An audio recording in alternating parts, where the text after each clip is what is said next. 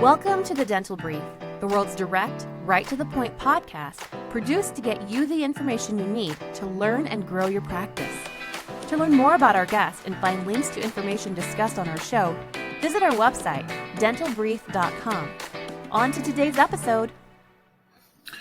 Hello, everyone. Welcome to another episode of the Dental Brief. I'm your host, Patrick. Today we have coming to us from a very unique place, Allison, Lacoursiere. Did I say that correctly? You did. Well done.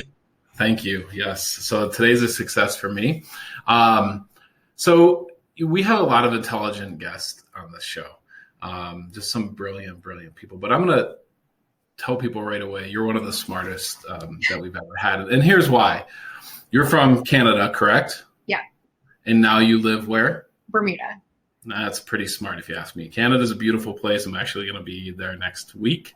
Or I'll be in the St. Lawrence River in Canadian waters next week.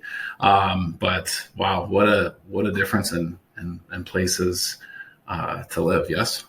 It is very different, especially in the winter. That was one of the prerequisites for me escaping Canada, was to go somewhere warmer. So Bermuda really is, like, I'm so lucky. It's one of the most beautiful places I've ever been.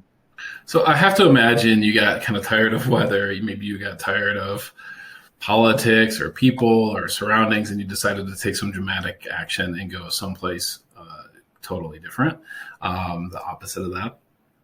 Yeah, I actually got a job when I was 18 out of dental assisting school in Bermuda. And I just told my parents, like, we were from a small town in southern Alberta. I was like, I am moving to Bermuda. I got a job there. And they were like, what? Like, no, you're not. And so they didn't actually believe me until I was boarding the plane and moved there at age 19 to take a job. So I've been there for 11 years.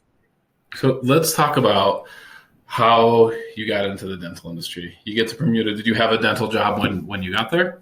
Yes. So I'm sorry. Yeah, go ahead. I really wanted to travel and I was really impatient. So I went into dental assisting at 17 because I was like 10 months, really, stable industry. It was during the 2008 recession. So I was like, stable industry, people always need teeth.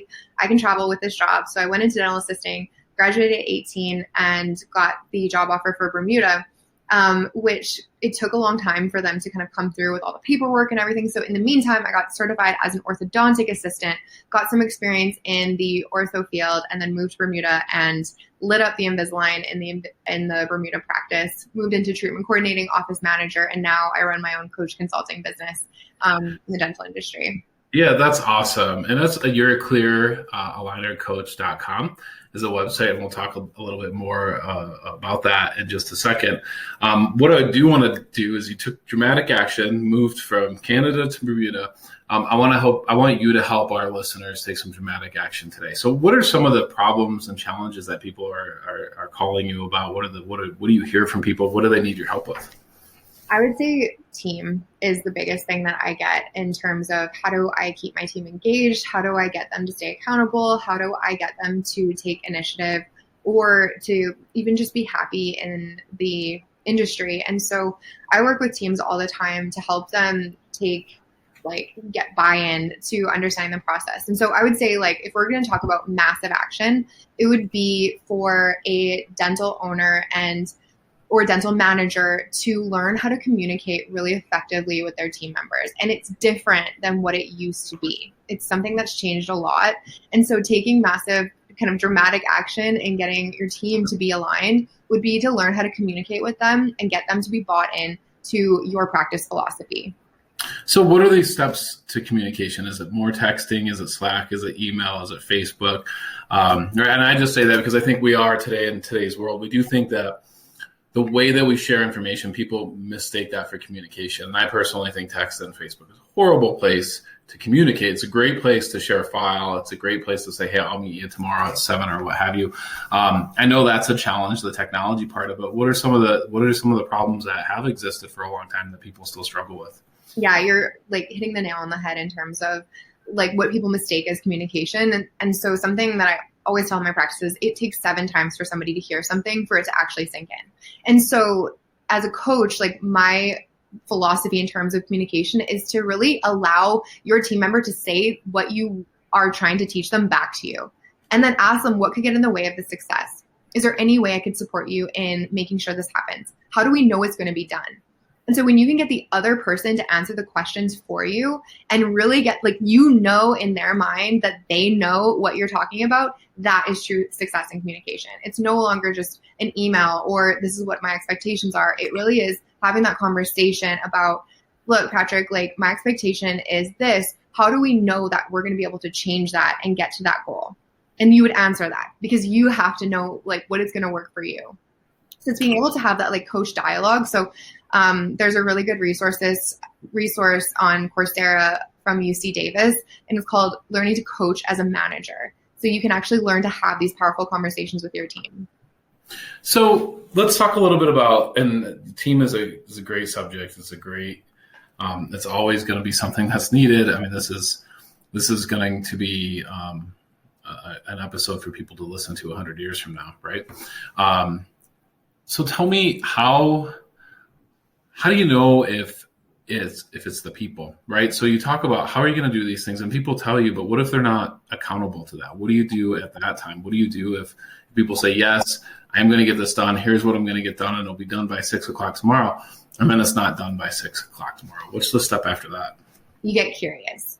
So a lot of managers or owners get nervous about reprimanding their team members too harshly. And so sometimes they just don't say anything at all. I get a lot of that. They're just like, they didn't do it. I don't want to say anything.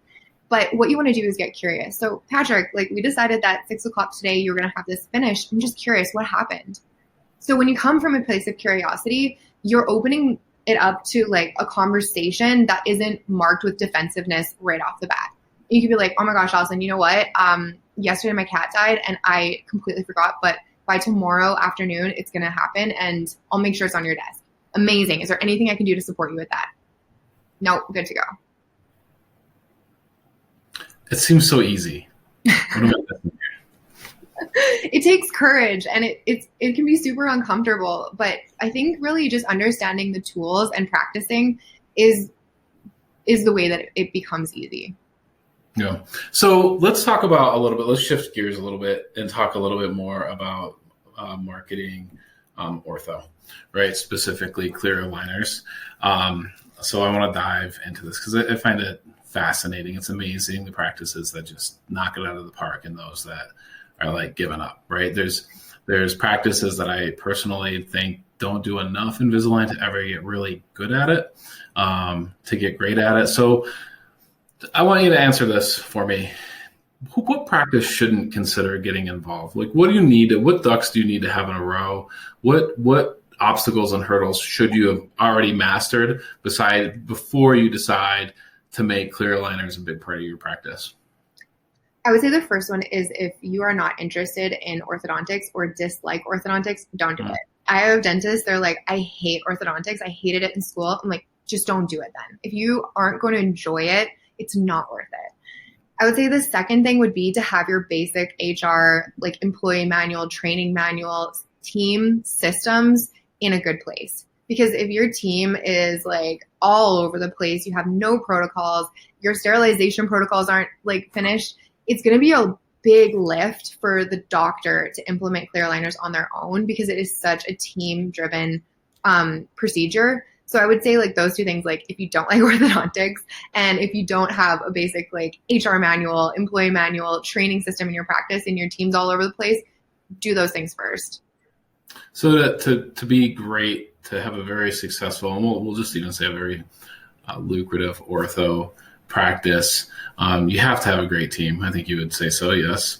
You have to have a love for ortho, right? Those two things you told us. What's the third thing that you see in common amongst the top 1% or 5% of practices doing clear?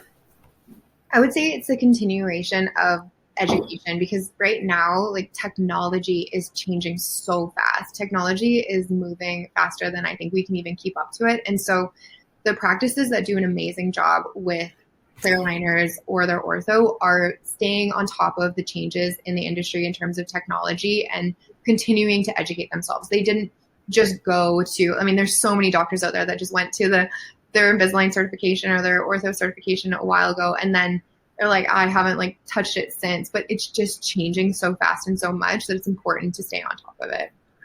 Last question for you. All right, two last questions. All right, there are two final questions. The first is, today I just saw in the news that one of this clear aligners direct to consumer companies is suing a state for basically slowing them down, if you will, which leads to this question. Why do you think consumers choose direct? Why do you think they go to direct to, and I'm not going to say their name, but we all know who I'm talking about. Why do you think that happens? What's the number one reason why they're not talking to their actual dentist and they're calling an 800 number? I think fear is a big one. I think that booking an appointment and going to an orthodontist is scary. Sometimes I think that people feel like they're automatically committed to a high ticket item. And I think there's a lack of trust. That's great. Right. It's great information. Last thing, someone wants to hire an expert like you to help them with team, wants to help them build their clear aligners business. What do you look for? How would you vet that person? There are so many people out there that are helping with clear aligner systemization. I would really figure out, first, what's your problem? You need to learn more about the ClinCheck. Do you need to learn more about how to get your team involved? Do you need to learn more about just this basic systems? And then find somebody that specializes in that. So I specialize in team engagement, marketing, systemization. If you already have those in place and you just need more help with ClinCheck, there are so many doctors out there that will help you get confident with your ClinCheck. So really know your problem and then know what that consultant or a coach is going to do to solve that problem. That's great advice. Thank you so much for coming on. One more time with the website. It's yourclearalinercoach.com. Allison, thank you so much. We appreciate you being here. Thanks so much for having me. It's been a pleasure.